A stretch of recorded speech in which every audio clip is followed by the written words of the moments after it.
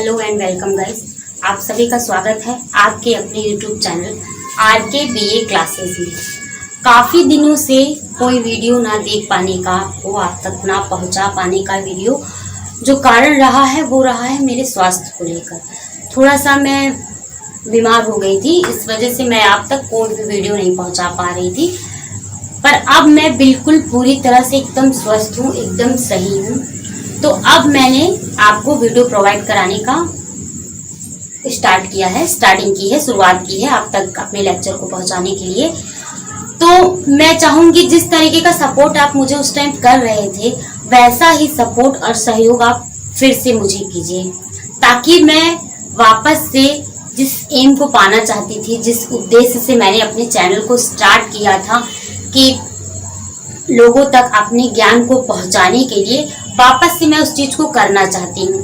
तो ज्यादा से ज्यादा मेरे चैनल को शेयर कीजिए, सब्सक्राइब कीजिए और वीडियोस को आपको पसंद आए तो उसे लाइक कीजिए और बेल आइकन को प्रेस कीजिए।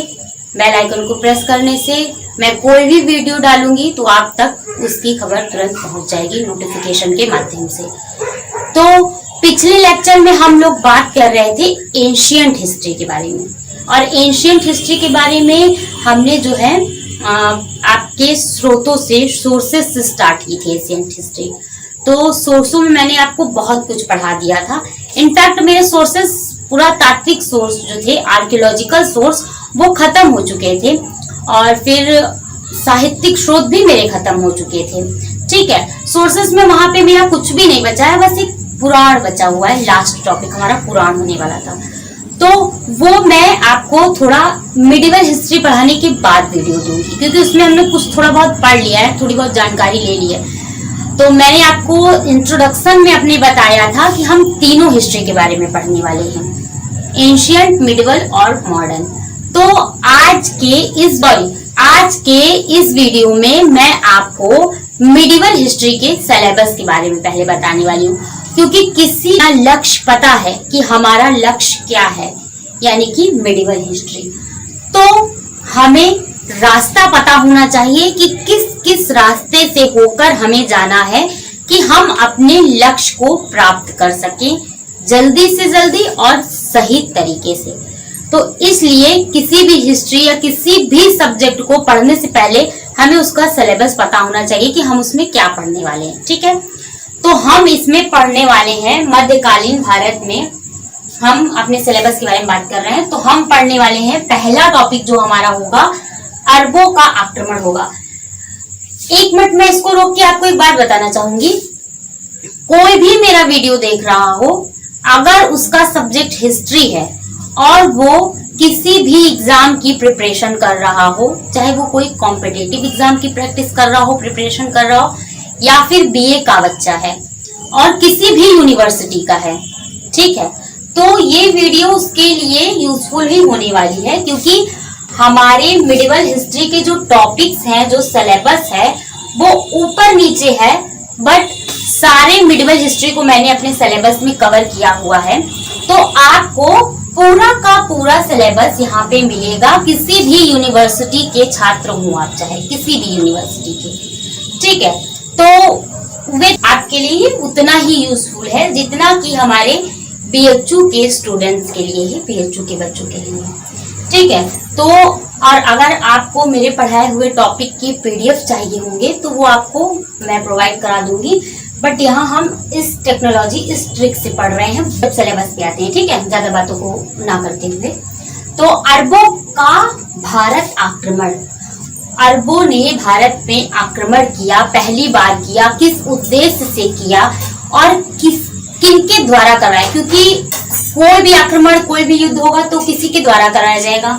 तो हम अरबों का भारत पर आक्रमण में पढ़ेंगे मोहम्मद बिन कासिम गजनवी और मोहम्मद गोरी के बारे में। ठीक है, ये मोहम्मद बिन कासिम पहला अरबी था जो भारत पर आक्रमण किया था प्रथम बार, और अरबों ने भारत पे आक्रमण अपने धर्म के प्रचार प्रसार और अपने साम्राज्य के विस्तार के लिए किया था। ठीक है, फिर सेकंड नंबर पे हम बात करेंगे दिल्ली सल्तनत की। अब दिल्ली सल्तनत में कई सारे राजा हुए, हमारे कई सारे शासक हुए। ठीक है, तो जैसे गुलाम वंश पहले आया, सबसे ज्यादा टाइम पीरियड तक शासन करने वाला ये गुलाम वंश था। 20 वर्षों तक इसने शासन किया था। ठीक है, कितने वर्षों तक? 20 वर्षों तक गुलाम वंश ने शासन किया था। और ये जो गुलाम वंश है, यहीं से दिल्ली सल्तनत की स्थापना हुई है। ठीक है, कुतुबुद्दीन ऐबक, इल्तुतमिश, रजिया सुल्तान, पहली मुस्लिम शासिका जो थी रजिया सुल्तान थी। तो इन सब के बारे में हम गुलाम वंश में पढ़ेंगे। ठीक है, उसके बाद हम पढ़ेंगे खिलजी वंश के बारे में। किसके बारे में? खिलजी वंश के बारे में। तो खिलजी वंश में आपको पता है अलाउद्दीन खिलजी, जलालुद्दीन खिलजी, इनके बारे में हम पढ़ेंगे। फिर तुगलक वंश में फिरोज शाह तुगलक, इन सब के बारे में पढ़ेंगे। ठीक है, सैयद वंश पढ़ेंगे, लोधी वंश, इब्राहिम लोधी, बाबर इब्राहिम लोधी या जो भी थे लोधी वंश के संस्थापक से लेकर के जिन्होंने अंतिम शासक तक, हम सारे टॉपिकों पे इस पे बात करेंगे। ठीक है, फिर हम पढ़ेंगे विजयनगर साम्राज्य। विजयनगर साम्राज्य बनाया गया था, तो विजयनगर साम्राज्य, उसका विस्तार, उसके बारे में पूरी जानकारी लेंगे। फिर बहमनी साम्राज्य के बारे में पढ़ेंगे। ये जो दो साम्राज्य हैं, विजयनगर और बहमनी, ये दोनों साम्राज्य बाद में स्थापित हुए थे, तो इनके बारे में हम पढ़ेंगे। ठीक है, फिर हम धार्मिक आंदोलन पढ़ेंगे। धार्मिक आंदोलन में कौन से आंदोलन? सूफी आंदोलन और भक्ति आंदोलन।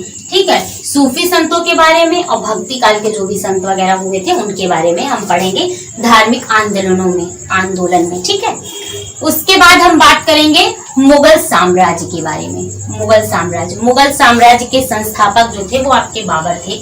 बाबर के बारे में बात करेंगे। फिर बाबर के पुत्र आए अकबर, फिर जहांगीर, शाहजहां, औरंगजेब, जितने भी राजा इसमें हुए, जितने भी साम्राज्य के संस्थापक से लेकर के आपके अंतिम शासक तक हम इसमें बात करेंगे मुगल साम्राज्य में। ठीक है, उसके बाद मुगल कालीन वास्तुकला क्या थी उसके बारे में हम बात करेंगे, क्योंकि इससे भी बहुत ज्यादा क्वेश्चंस आपके पूछते हैं। ठीक है, तो मुगल कालीन वास्तुकला के बारे में बात करेंगे। फिर हम मराठा शक्ति का अभ्युदय, मराठा शक्ति का जन्म कब हुआ, कैसे हुआ, मराठा शक्ति ने अपना किस प्रकार विस्तार किया।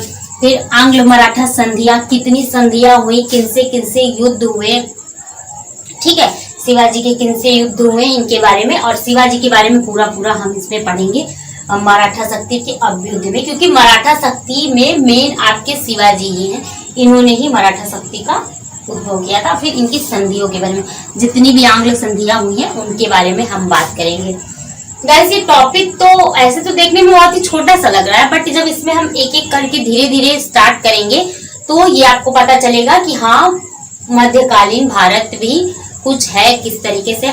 और मेरा पूरा प्रयास रहेगा कि अब मैं आपको ऐसा पढ़ाऊं कि आपको याद होता जाए। ठीक है, उसके बाद आप बताइएगा कि मुझे लाइक कमेंट्स करके कि कैसा पढ़ा रही हूँ मैं, कुछ चेंजेस चाहिए हो वो भी आप मुझे बता सकते हैं। मैं अपने तरफ से बेस्ट देने की कोशिश कर रही हूँ और मैं बेस्ट दूंगी। ठीक है, तो आई होप आपको आज की मेरी वीडियो अच्छी लगी होगी। अगर आपको मेरी वीडियो अच्छी लगी है तो वीडियोस को लाइक कीजिए, चैनल को सब्सक्राइब कीजिए, जितना से ज़्यादा हो सके चैनल को सब्सक्राइब कीजिए और वीडियोस को देखिए। आगे मैं आपके लिए बहुत कुछ लेकर आने वाली हूँ। जब आप मुझे आगे बढ़ाएं